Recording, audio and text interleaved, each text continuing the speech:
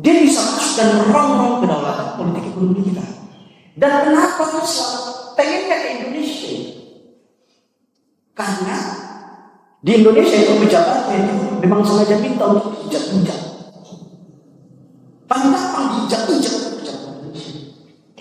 Karena sekali diinjak itu dikasih uang, dikasih tawaran korupsi dan korupsi. Maka semakin diinjak dia semakin menurut.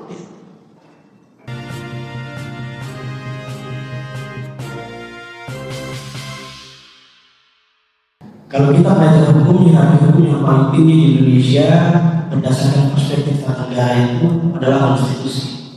Konstitusi bicara tentang pengaturan sistem pendidikan ada di pasal 31. Pasal 31 itu secara relatif terdiri dari 5 ayat 1, 2, 3, 4, 5. Namun pada yang bersinggungan langsung terkait dengan tema seminar kita itu ada di ayat 3 dan ayat 5. Di ayat 3 di situ disebutkan bahwa pemerintah Indonesia berkewajiban menjalankan sistem pendidikan untuk membangun keimanan, ketakwaan, dan membentuk akhlak mulia dalam rangka mencerdaskan generasi bangsa. Jadi ini norma yang menjadi faktor dasar dari pelaksanaan sistem pendidikan di Indonesia. Jadi selanjutnya akan dieksekusi lewat undang-undang pelaksana. Ada yang tahu nggak? Undang-undang pelaksana yang mengatur terkait dengan sistem pendidikan nasional di Indonesia itu undang-undang nomor berapa? Yang pertama adalah undang-undang tentang Sistiknas, undang-undang nomor 20 tahun 2003. Nah sekarang undang-undang Sistiknas itu sudah diakuisisi, dileburkan masuk ke dalam undang-undang Cipta Kerja. Dalam undang-undang Cipta Kerja mengatur tentang pendidikan itu ada di pasal 62. Ini kita bicara tentang undang-undang Cipta Kerja bab 3 yang judulnya adalah kegiatan investasi dan perusahaan. Ada pada bagian 4 paragraf 12 ayat 62. Itu bicara tentang sistem pendidikan. Cuman yang jadi persoalan pengaturan terkait dengan sistem pendidikan dalam undang-undang Cipta Kerja ini mensimplifikasi, menyederhanakan saja.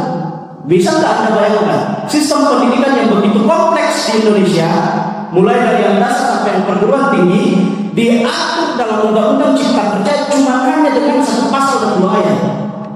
Make sense? Undang-undang yang pendidikan yang begitu kompleks di Indonesia, mulai dari yang paling dasar sampai perguruan tinggi, itu disimplifikasi pengaturannya, hanya diatur dengan menggunakan 1 pasal dan 2 ayat. Dan 1 pasal dan 2 ayat itu pun ketika mengatur tentang pendidikan tidak berbicara terkait dengan kewajiban pemerintah untuk meningkatkan dan mengembangkan kualitas serta mutu pendidikan di Indonesia. Karena pasal 62 ayat 1 dan 2 itu hanya berbicara tentang bagaimana pemerintah melakukan simplifikasi dalam konteks perizinan berusaha untuk memudahkan pihak swasta membangun satuan pendidikan di Indonesia. Artinya apa? Pasal 62 itu hanya berbicara terkait dengan perizinan sistem pendidikan. Enggak ada satupun pasal dalam undang-undang Cipta Kerja yang secara spesifik mengatur terkait dengan peningkatan kualitas dan mutu pendidikan nasional. Artinya apa? Pengaturan pendidikan dalam undang-undang Cipta Kerja itu menggeser paradigma. Pelaksanaan pendidikan dari yang tadinya harus berbasis pada kualitas dan mutu sebagaimana yang diamanatkan dalam undang-undang dasar digeser ke arah yang komersial. Undang-undang ini menempatkan pendidikan kita sebagai unit usaha.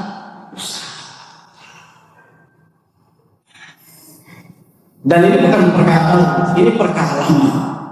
Dan yang jadi pertanyaan seperti ini, ketika persoalan mutu dan kualitas ini tidak dijaminkan dalam konteks pengaturan terkait dengan pelaksanaan pendidikan di Indonesia, jadi mutu dan kualitas itu menjadi kewajiban pemerintah.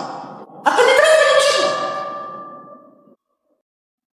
Siapa yang akan menjamin penerapan pengembangan kualitas dan mutu pendidikan di Indonesia? Kalau memang dalam regulasinya tidak diatur itu secara eksplisit, secara jelas. Nah di sini kita akan bertemu dengan sebuah istilah istilah yang disebut sebagai liberalisasi pendidikan. Liberalisasi pendidikan itu pemikiran kita jangan melulu jatuh pada persoalan modal. Orang kalau bicara tentang liberalisasi pikirannya langsung jatuh modal. Jadi pemerintah sedang membuka diri kepada pihak swasta, domestik dan global untuk mengintervensi, menjaminkan modalnya dalam rangka membantu pembiayaan pendidikan di Indonesia. No. Liberalisasi pendidikan bukan cuma dalam konteks itu terminologi yang sempit sekali. Jadi liberalisasi pendidikan itu juga memberikan peluang kepada para pemodal pembangun tadi itu untuk melakukan intervensi secara pemikiran. Makanya pernah kita dengar istilah perang pemikiran. Tapi sekarang sudah bukan lagi zaman perang pemikiran. The battle of mind dan juga. Sekarang sudah masuk pada posisi the battle of sovereignty. Pertarungan kedaulatan. Dan itu kelihatan kan undang-undang kita kalau mengatur terkait dengan mutu dan kualitas pendidikan yang basisnya adalah konstitusional. Ya? Sekarang diserahkan kepada pihak swasta yang kemudian menentukan mutu dan kualitas.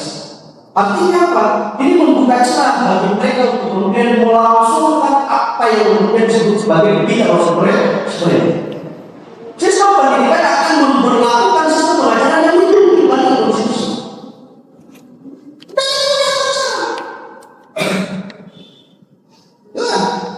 Pasal 31 Undang-Undang Dasar 1945 meningkatkan keimanan dan ketakwaan, membentuk akhlak mulia. Itu terwujudnya dalam konteks pelaksanaan pendidikan Indonesia. Enggak. Kenapa? Karena persoalan mutu dan kualitas tadi tidak lagi menjadi bagian dari kewajiban pemerintah, tapi sudah diserahkan kepada pihak swasta. Dan pihak swasta itu tidak peduli dengan itu dan kualitas. Yang mereka pedulikan adalah quick yielding atau bahasa investasi yang kemudian sudah mereka harapkan di perguruan tinggi. Mahasiswa jadi sebagai objek perusahaan mereka. Ini persoalan pentingnya. Dan ini bukan perkara baru bagi saya, ini perkara lama. Ini merupakan kelanjutan dari proyek global yang sudah berlangsung di Indonesia bahkan sejak tahun 1966. Tepatnya ketika dikeluarkan regulasi resmi untuk menjatuhkan Soekarno pada tanggal 12 Maret. Dan ini mulai menguat ketika terjadi proses reformasi tahun 1998. Jadi reformasi 1998 itu juga bicara tentang liberalisasi pada konteks pendidikan. Masuk apa yang kemudian disebut sebagai GATS. GATS itu General Agreement of Trade and Service. Sekarang berubah namanya menjadi WTO. WTO itu World Trade Organization. Jadi dia masuk, dia datang ke DPR, dia datang ke pemerintah. Dia kasih rujukan akademik untuk pembentukan regulasi sistem pendidikan di Indonesia. Makanya kita undang-undang BHP, Badan Hukum Perguruan Tinggi. Coba Anda bayangkan, dasar rujukan pembentukan undang-undang tentang BHP itu direkomendasikan oleh Lembaga Perdagangan Global, bukan oleh Lembaga Pendidikan Global. Memang sengaja disiapkan pendidikan kita menjadi salah satu objek investasi yang menguntungkan bagi mereka anda yang di semua ini. Makanya hari di Indonesia dia pendidikan itu lagi pak. Nah, undang-undang BHP tadi itu pada 2012 tanggal 16 Maret dibatalkan oleh Mahkamah Konstitusi. Kenapa? Dasar pertimbangan Mahkamah Konstitusi menyebutkan bahwa undang-undang ini hilang karena menjadikan perguruan tinggi sebagai unit usaha. Jadi dia menggeser posisi pendidikan dan public services, public goods menjadi commercial goods, menjadi dari barang sosial menjadi barang komersil yang diperjualbelikan. Makanya dibatalkan oleh Mahkamah Konstitusi dalam putusan mereka. Tapi pihak global itu tidak benar. Datang lagi bangunnya tanggal 31, tanggal 1, tanggal 16, tanggal 31. Itu datang lagi bangunnya, menyerahkan yang namanya Managed Higher Education for Relevance and Efficiency. Inilah dijadikan lagi sebagai dasar untuk membentuk aturan pendidikan terutama perguruan tinggi di Indonesia. Yang waktu itu produknya lagi Undang-Undang Nomor 12 Tahun 2012 tentang sistem pendidikan di perguruan tinggi. Anda tahu ya undang-undang ini ada beberapa pasal di dalamnya yang bermasalah. Undang-undang ini secara eksplisit mencabut kewajiban pemerintah pusat untuk membiayai pelaksanaan pendidikan di Indonesia. Selanjutnya kampus-kampus itu dipasang inisial public offering. Jadi dikurangi kewajiban pemerintah untuk membiayai kampus, dan selanjutnya kampus disuruh jual diri pasang biar bisa diintervensi oleh modal swasta. Dari kampus ini jadi usaha. Makanya saya kira sekarang kampus itu tidak lagi menjalankan fungsinya yang berbasis pada public goods and public service, tapi sudah berubah menjadi commercial goods. Oleh sebab itu kampus itu bergerak sesuai dengan tujuan bisnis. Makanya kualitas dan mutu pendidikan itu tidak menjadi prioritas yang memang harus diutamakan. Dia bisa masuk dan merongrong kedaulatan politik ekonomi kita. Dan kenapa dia selalu pengennya ke Indonesia?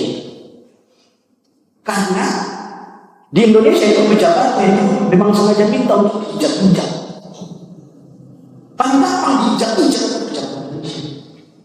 Karena sekali diinjak itu dikasih uang, dikasih tawaran korupsi dan korupsi. Maka semakin diinjak dia semakin menurut. Ya, dan lalu kita loncat ke peristiwa saat ini. Saya tidak bisa berbicara panjang, ini sudah shortcut banyak banget. Kalau bicara panjang bisa berjam-jam. Kita loncat ke keadaan saat ini. Ada nggak yang merasa bahwa keadaan kita saat ini baik-baik saja? Ada nggak? Pernah nggak ngobrol sama orang tua kita di rumah? Ada di sini yang memang udah memiliki tanggung jawab sebagai kepala rumah tangga? Pasti merasa. Sebagai sekarang pernah ngobrol nggak sama orang tua di rumah? Keadaan kita seperti apa sih? Pak, hal yang paling dirasakan adalah daya beli masyarakat itu kepukul. Bukan harga barangnya yang naik, tapi daya beli masyarakat yang jatuh. Kenapa bisa seperti itu? Ini menunjukkan bahwa sistem untuk kebangkitan prosperity, ketahanan perekonomian masyarakat Indonesia itu, sistem jaring pengaman sosial itu nasional itu rapuh. Kenapa bisa rapuh? Karena kita didominasi dari hulu sampai ke hilir. Saya kasih contoh paling sederhana, ini contoh yang besar. Ada yang tahu nggak bagaimana caranya pemerintah Indonesia itu menentukan harga BBM dalam negeri? Ada yang tahu? Jadi harga BBM dalam negeri itu sewajarnya harga jual atas produk apapun di Indonesia itu harus disesuaikan dengan daya beli masyarakat. Jangan menetapkan harga di atas daya beli masyarakat. Pasti nanti terpukul dia, nggak mampu beli dia, miskin dia. Tapi harga-harga di Indonesia itu sekarang prinsipnya tidak ditentukan dengan merujuk kepada daya beli masyarakat, tidak. Tapi berdasarkan penilaian pasar global, permintaan pasar global. Saya kasih contoh harga BBM. Harga BBM di Indonesia itu ditentukan berdasarkan 3 indikator. Rumusnya berdasarkan 3 indikator. Yang pertama adalah pergerakan nilai tukar rupiah terhadap dolar. Yang kedua inflasi, dan yang ketiga lais Indonesia berkeras. 3 indikator ini merujuk kepada sistem penentuan harga yang ada di MOPS dan ada di Singapura. Anda tahu nggak? Harga di MOPS Singapura itu ditentukan berdasarkan dari masyarakat Singapura, Amerika Serikat yang pendapatan per tahunnya itu hampir mencapai $40.000. Masyarakat Indonesia pendapatan per tahunnya untuk mencapai $4.000 sampai mati. Sekarang diterapkan harga yang didasarkan kepada daya beli masyarakat Amerika Serikat $40.000 itu untuk dibeli oleh masyarakat Indonesia pendapatannya cuma $4.000 per tahun. Mati nggak? Makanya saya bilang sistem penentuan harga produk di Indonesia itu adalah sistem penentuan harga yang cenderung memiskinkan masyarakat. Nah, dalam keadaan ini sebagai mahasiswa apa sih yang bisa kita lakukan? Saya ingat kata-kata yang ujian. Mahasiswa itu makhluk politik ya. bisa masuk mahasiswa dari peran politik itu nggak bisa. Karena kalau mahasiswa yang berusaha melepaskan perannya dari konteks politik itu mahasiswa paling nggak tahu diri. Mahasiswa yang memang nggak tahu malu nggak ada malunya. Memang dia pikir yang melahirkan dia itu orang tuanya, dia ini. Jadi seperti yang disebutkan tadi, APBN 2026 757,8 triliun dialokasikan untuk pendidikan. Ada yang pernah itu enggak? Biaya untuk operasional pendidikan di perguruan tinggi Indonesia saat ini.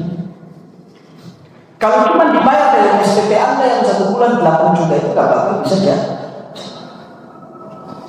Harus pakai didorong oleh APBN dan modal swasta. Dan ketika didorong oleh APBN itu diambil dari pajak masyarakat. Jadi masyarakat Indonesia itu sebelum sekarang diterapkan harga yang didasarkan kepada dari masyarakat Amerika Serikat $40 itu untuk dibeli oleh masyarakat Indonesia itu katanya cuma $40 mati kan? Makanya saya bilang sistem penentuan harga produk di Indonesia itu adalah sistem penentuan harga yang belum memiskinkan masyarakat. Nah, dalam keadaan ini sebagai mahasiswa apa sih yang bisa kita lakukan? Saya ingat kata-katanya di ujian. Mahasiswa itu makhluk politik ya. Nggak bisa masuk mahasiswa dari peran politik itu nggak bisa. Karena kalau mahasiswa yang berusaha melepaskan perannya dari konteks politik itu mahasiswa paling nggak tahu diri. Mahasiswa yang memang nggak tahu malu nggak ada malunya. Memang dia pikir yang melahirkan dia itu orang tuanya, dia ini. Jadi seperti yang disebutkan tadi, APBN 2026 757,8 triliun dialokasikan untuk pendidikan. Ada yang pernah itu enggak? Biaya untuk operasional pendidikan di perguruan tinggi Indonesia saat ini. Kalau cuma dibayar dari SPP Anda yang 1 bulan 8 juta itu nggak bakal bisa ya. Harus pakai didorong oleh APBN dan modal swasta. Dan ketika didorong oleh APBN itu diambil dari pajak masyarakat. Jadi masyarakat Indonesia itu sebelum. Kenapa Anda cenderung menghindari hal yang baik, menghindari hal yang buruk, dan Anda lebih berprioritaskan melakukan hal yang baik? Karena Anda dipengaruhi oleh persepsi Anda. Persepsi itu dipengaruhi oleh keyakinan Anda. Dan keyakinan Anda itu dibentuk oleh nilai-nilai di mana Anda berada. Yang mengatakan bahwa hal itu adalah di saat yang sama, kalau cuma dibentuk oleh nilai-nilai saja itu tidak percaya orang itu bakal taat. Yang kedua memang harus ada pansnya, harus ada eksistensi. Nah, oligarki di Indonesia itu tak cerdas. Dia masuk dan dia menyandra kita secara sistematis. Lewat apa? Lewat pergeseran sistem politik kita. Sistem politik kita sekarang itu demokrasi liberal. Bukan lagi demokrasi yang memang proporsional kepada prinsip-prinsip yang responsif terhadap masyarakat. Demokrasi liberal. Demokrasi liberal itu secara teoretikal itu menyediakan prinsip persaingan politik yang sangat kompetitif, yang sangat ketat. Ukuran kompetitif dan ketatnya itu kata kuncinya adalah uang. Siapa yang punya uang, ya dia bisa melalui proses itu dan keluar sebagai seorang pemenang. Dan kita tahu dalam konstitusi itu satu-satunya alat yang dijamin oleh konstitusi sebagai media untuk menyerap dan menyaring orang-orang yang bakal masuk ke DPR dan ke pemerintah adalah partai politik. Memangnya orang bisa masuk ke DPR dan pemerintah tanpa lewat partai politik? Yang bisa. Prosesnya dari mana? Prosesnya ada di partai politik. Jadi oligarki itu pertama kali dia masuk, dia merompak sistem yang ada dalam partai politik. Kata kuncinya adalah uang. Biaya politik itu mahal, kos politik itu mahal. Ketika orang-orang itu masuk ke dalam partai politik, di sana dia juga dipalaki. Dia juga dipalaki. Orang mau calon gubernur, ambil rekomendasi dari partai politik itu harganya di atas 15 miliar. Bagaimana? Dan dia harus bayar di atas 15 miliar ke partai politik. Baru keluar itu rekomendasi sokongan yang dijadikan sebagai syarat perolehan kursi dia bisa calon gubernur. Makanya saya bilang dalam konteks ini oligarki itu biasa kita mulai dari proses yang ada di partai politik. Masukkan orang-orangnya ke DPR dalam proses yang sama juga berbasis uang. Ke pemerintahan juga berbasis uang. Maka yang menjadi pemilik saham utama partai politik adalah oligarki. Yang menjadi saham dan pengendali utama DPR adalah oligarki. Yang menjadi pengendali dan pemegang saham utama pemerintahan adalah oligarki. Dan coba Anda perhatikan baik-baik, ini persoalan sistem, bukan masalah human error, bukan masalah orangnya. Ini masalah sistem dan budaya.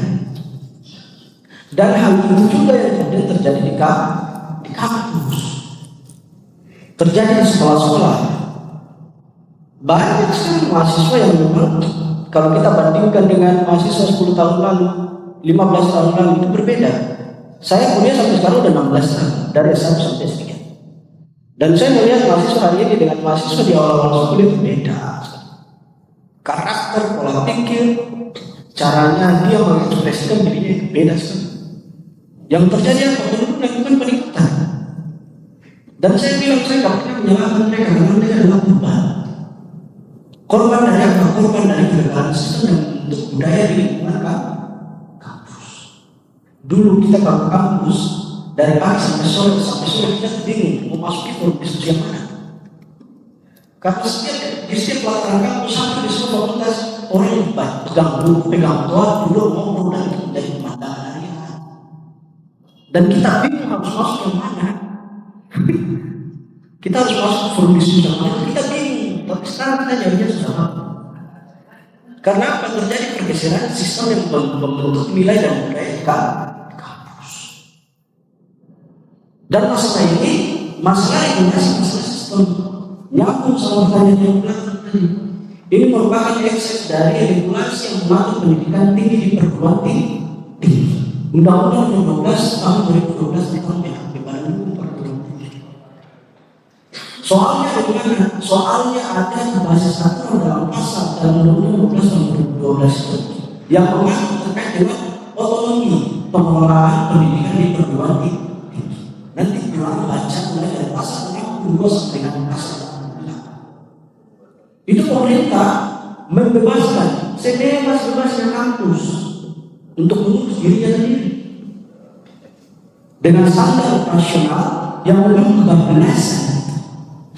Anak saya berikan dia kebebasan dalam hidup, tapi tidak ada basis aturan yang saya tahu sebagai standar aplikasi kebebasan bagaimana berusaha anak saya. Itu perlakuan Undang-Undang Nomor 12 Tahun 2012 tentang pendidikan terhadap perlakuan itu. Dia kasih kebebasan sebebas-bebasnya kepada perguruan tinggi untuk melaksanakan otonomi atas kewenangan pelaksanaan pendidikan di lingkungannya dia. Pulang baca 62 sampai 68. Artinya apa? Kalau pemerintah memberikan kebebasan kepada perguruan tinggi untuk mengurus dirinya sendiri, di dalamnya termasuk mencabut kewajiban pemerintah untuk memberikan dana untuk terlibat dalam proses menjamin kualitas dan untuk pendidikan. Hal ini muncul dalam peraturan mulai dari pasal 83 sampai 87, 88 dalam Undang-Undang TAPH. Saya ambil satu pasal 85, pasal 86. Jadi pemerintah itu berkewajiban untuk mencari bantuan dari dunia usaha dan industri untuk membantu pembiayaan di dunia kampus. Jadi yang pertama pemerintah memberikan kebebasan kepada pihak kampus untuk mandiri sebebas-bebasnya. Artinya dia disuruh cari uang untuk membiayai proses pendidikannya sendiri. Yang kedua harus kita ada pemerintahan. Kita harapkan investor, kita ciptakan kemudahan regulasi bagi mereka agar bisa berinvestasi di kampus. Hukum alamiahnya adalah ketika saya sebagai pemilik uang, saya adakan investasi di kampus. Yang saya inginkan adalah keuntungan berbalik berlipat-lipat dan itu prinsipnya investasi. Dan Anda tahu nggak hal yang mengganggu investasi di lingkungan kampus itu? Ketika mereka melihat mahasiswa jalan dengan uang di Ketika ada banyak orang, ada banyak mahasiswa yang pikiran kritis yang memahami tentang hal itu dan coba memprediksi apa yang mengatakan. Dan memang harus diakomodasi. Makanya orang itu menjadi lebih otoriter. Dulu saya dikasih pilihan, mau di demo atau tidak. Saya biasa, ini lama juga. Mau di demo atau tidak. Itu di awal-awal kemunculan undang-undang tentang perguruan tinggi Islam tadi. Makanya diinginkan oleh investor adalah tadi menerapkan basis kurikulum yang memang menjunjung balikkan ajaran-ajaran konstitusi. Yang kedua, menerapkan basis pendidikan yang menjadikan mahasiswa dan peserta didik itu sebagai robot untuk menjawab, menjadi alat dalam konteks menjawab kebutuhan publik. Yang ketiga, mereka tidak boleh kritis. Kalau kritis, ini iklim investasi kamu bakal tegak. Makanya saya bilang ini persoalan sistem. Nggak bisa dalam meskipun ada seorang ketua BEM. Karena ini masalah regulasi. Yang harus diubah adalah regulasinya. Biar budaya seperti ini bisa berubah. Kembali lagi seperti itu. Dan tadi lagi undang-undang PHP. Saya kasih petunjuknya ada. Yang pertama adalah otonomi kewenangan yang berlebihan bablas. Yang kedua kamu disuruh cari uang sendiri untuk lebih inilah yang kemudian menjadi sebab potensial terjadinya proses komersialisasi layanan pendidikan di perguruan tinggi.